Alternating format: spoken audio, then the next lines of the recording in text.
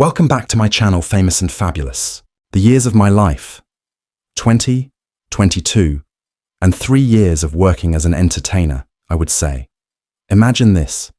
Tina Turner is ready to take the stage while a boisterous audience waits, sequins blazing in the limelight, her shoes hitting the floor like war drums.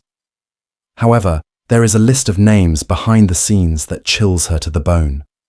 She didn't say much in public. She was not required to. She remained silent longer than most people would have screamed. One thing, however, was clear to those who knew her well. She didn't want to hear the 6 names. There were 6 artists who went too far. Furthermore, Tina Turner's hatred for someone wasn't a fleeting animosity. It was war. Ike Turner, the man who began as her partner and turned into her nightmare, was the first name on that list. After finding her, he destroyed her. Tina's career was not the only thing influenced by Ike Turner. He attempted to claim it.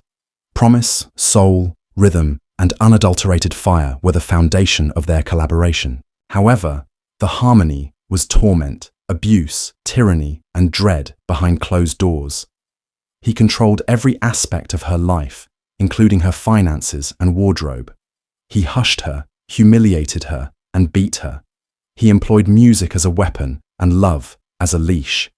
The world witnessed a formidable pair. Wearing sequins and high heels, Tina's life was a nightmare. He forced her to smile despite shattered ribs and sing despite bruises. He assured her that no one else would believe her or want her. And she did believe him for a while. Tina didn't break, though. She took off running.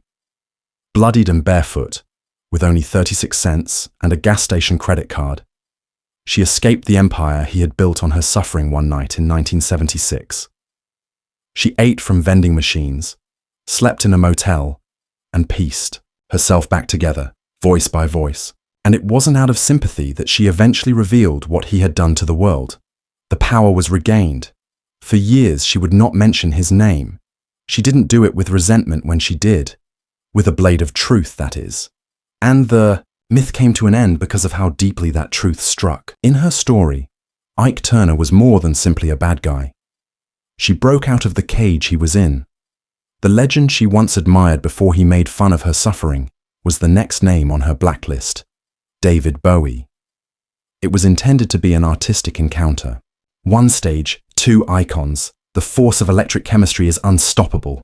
However, Tina never forgot the boundary that Bowie violated during a late-night party in her early 18s, was laughing, boisterous, and high. As he made jokes about the industry, celebrity, and then her, a crowd gathered around him.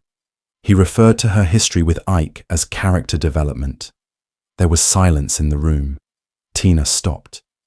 She stiffened every muscle in her body. She gave a grin, but it was a scream-hiding smile. He attempted to dismiss it. I think I'm attractive. I'm talented and in good health. I can support anyone, regardless of their race, or if they said it was a harmless joke. However, Tina had no place in her life for someone who made fun of her survival. No joy in abuse, and no jokes about agony. As soon as it happened, the admiration broke. The chance disappeared. She didn't collaborate with him ever again. When producers pleaded, no, not when supporters begged. Tina believed that scars were sacred and that it was unacceptable to make fun of them. Next came a woman who she had referred to as a sister until her ego caused their friendship to degenerate into rivalry: Franklin, Arthur. Both queens were fierce, but there was a conflict that lingered behind the spotlights and sequins. As Tina gained influence in the late 16s, Arthur perceived a danger. Without sparks, it would be impossible for 2 titans of soul, music, to coexist.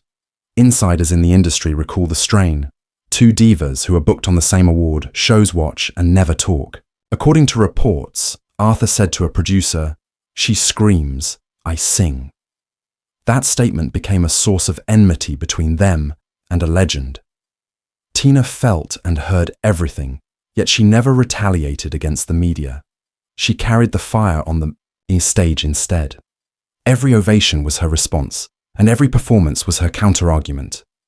Over time, the stress increased. They almost ever met, and when they did, it was cold masquerading as grace. Just two queens refusing to bow. No words, no smiles. Tina declined Arthur's offer of a well-known duet without hesitation in 1983. Just silence. No shade, no controversy. Due to Tina Turner's lack of pretense. She also didn't argue when someone questioned her value. She lived longer. A pop star then attempted, and nearly succeeded, to steal her thunder. Madonna. By the mid-1800s, Madonna had become a household name. Shock-driven, sensual, and bold. Critics also claimed she was imitating Tina when she performed, with wild hair, leather, and choreographed flames. The inspiration didn't bother Tina. The lack of respect was what she detested. She had cleared the path for powerful female stage ownership, but she received dismissal rather than appreciation. Madonna regarded previous artists as outdated in interviews. Tina, who was at the top of the charts and in her 40s at the time, took it personally. She had reconstructed herself from the ground up, clawed her way out of trauma, and reimagined what a rock woman could be. To be deemed irrelevant was not a shadow. It was an eraser. She didn't have to return the clap. She let private dancers, success, speak for itself. What she never stated out was screaming from the charts. However, the coldness persisted. It was at a 1992 gala that they met. They didn't speak to one another despite the dresses, diamonds, and megastars. Nothing but silence, no grin, no nod. More painful than a headline, that is. Respect wasn't optional, Toyna, and the door permanently closed when Madonna refused to offer it. Then there was the man who abandoned her after promising to help her up. Tina was once referred to as the only female voice strong enough for rock by Phil Spector, the Wall of Sound producer. It was a promise-accompanied compliment. Time in the studio, artistic freedom, something extraordinary. Because Phil Spector was more than simply a producer, she trusted him. Kingmaker was what he was. However, he disappeared when it came time to record. No reason, no phone call. Instead, he went with Ronnie Spector. Tina learned about it via industry rumors. No apology, no explanation. She had changed her routine, practiced for weeks, and honed her voice like a weapon, ready to pierce the speakers. But in an instant, everything had fallen apart. Not only was she humiliated by the rejection, but also by the subsequent quiet, in a business that is noisy. The biggest insult of all was that silence. She didn't mention him ever again. In subsequent interviews, she remained calm when questioned about Spector. She refrained from ranting. She said nothing in response. The set kind that causes a room to shut down. The kind that leaves wounds unhealed and interrupts discussions. Because betrayal wasn't simply personal in Tina's world. It was polished.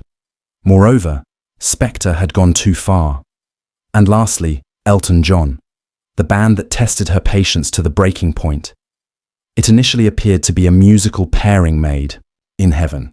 Two legendary figures that are both unstoppable and larger than life. Behind the scenes, though, Tina and Elton were a storm waiting to happen, with lightning in every glance and thunder in every remark.